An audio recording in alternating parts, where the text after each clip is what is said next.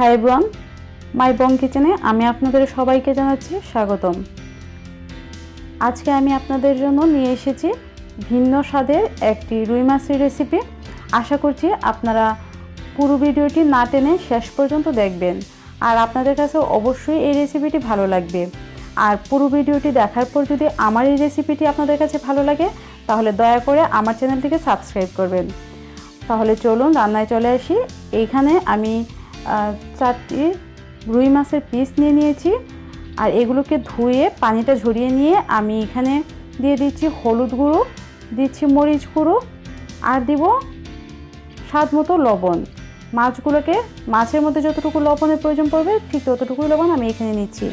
এখন আমি এই সব কিছুকে খুব ভালোভাবে মাছের সাথে মিশিয়ে নিচ্ছি। দেখুন এইভাবে খুব ভালোভাবে মেখে নিতে হবে, এতে করে মাছের মধ্যে মশলাটা এবং লবণটা খুব ভালোভাবে ঢুকে যাবে।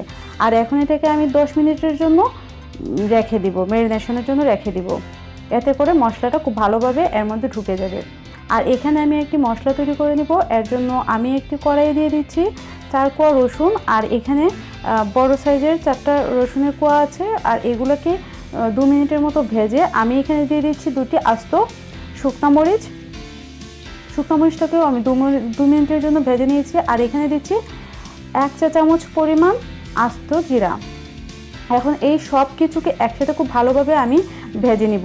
যত পর্যন্ত না জিরা থেকে খুব ভালো একটা স্মেল আসছে ঠিক তত পর্যন্ত ভেজে আমি এটাকে নামিয়ে ঠান্ডা হওয়ার জন্য রেখে দিচ্ছি।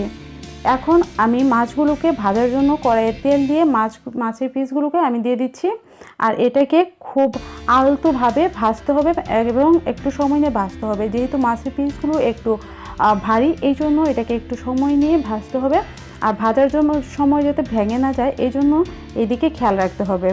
মাছটা ভাজা হতে হতে আমার মশলাটাও ঠান্ডা হয়ে গেছে। এখন আমি এই সব কিছুকে ব্লেন্ড করে দেবো। আমি ব্লেন্ডারে একটি জারে মশলাটা নিয়ে নিয়েছি। এখানে দিয়ে দিচ্ছি 3টি কাঁচামরিচ, আর দিচ্ছি 1.5 চামচ হলুদ গুঁড়ো, আর দিচ্ছি 1 চামচ মরিচের গুঁড়ো, আর এখানে আমি এখন দিব 1/2 চামচ ধনিয়া গুঁড়ো।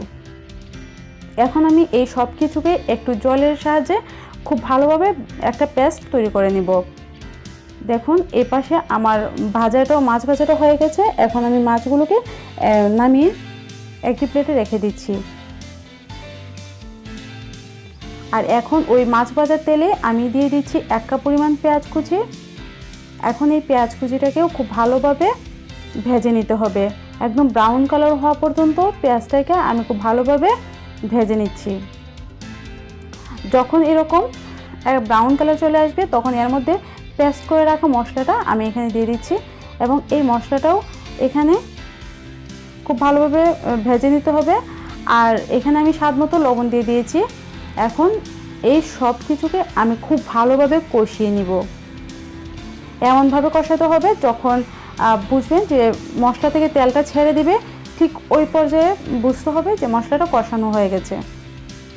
এখন আমি এখানে একটি বাটিতে নিয়ে নিচ্ছি 1/3 পরিমাণ গরুর দুধ, আর এখানে আমি 1/2 চামচ লেবুর রস দিয়ে এটাকে আমি একটু মিশিয়ে রেখে দিব 5 মিনিটের জন্য। দেখুন এই পাশে আমার মশলাটাও কষানো হয়ে গেছে। আর আমার দুধের যে মিশ্রণটা, এই পর্যায়ে আপনারা দই দিতে পারেন। যেহেতু আমার কাছে দই ছিল না এই জন্য আমি এইভাবে দুধের মধ্যে 5 মিনিটের জন্য লেবু মিশিয়ে রেখেছিলাম। আর এটা একটু দইয়ের টেক্সচারে চলে আসছে।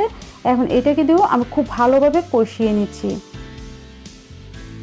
আমার এটা যখন কষানো হয়ে গেল তখন আমি এখানে দিয়ে দিচ্ছি ঝোলের জন্য জল। এটা আপনারা বুঝে দিবেন। আমি এখানে ছোটো বাটি 1 বাটি জল দিয়ে দিয়েছি। এখন আমি এই পর্যায়ে দিয়ে দিব মাছের পিসগুলো। আমি মাছের পিসগুলোকে দিয়ে দিচ্ছি ঝোলের মধ্যে। আর মাছ ভাজার পরে মাছের এই পাত্রে যে তেলটা থাকে এই তেলটা অবশ্যই এখানে দিতে হবে, তাহলে এই তেলের কারণে কিন্তু তরকারির স্বাদটা আরও বেশি বেড়ে যায়। আমি ঝোলের মধ্যে মাছগুলোকে একটু ঢুকিয়ে দিচ্ছি, এতে করে মাছের মধ্যে ভালোভাবে মশলাটা ঢুকবে। আর আমি এখানে দিয়ে দিব ধনিয়া পাতা কুচি। ধনিয়া পাতা কুচিটাকেও ছড়িয়ে দিচ্ছি। আর এই পর্যায়ে ধনিয়া পাতা কুচিটা দিতে হবে, তাহলে ধনিয়া পাতার যে গন্ধ এবং স্বাদ এই দুটোই তরকারির মধ্যে খুব ভালোভাবে মিশে যাবে।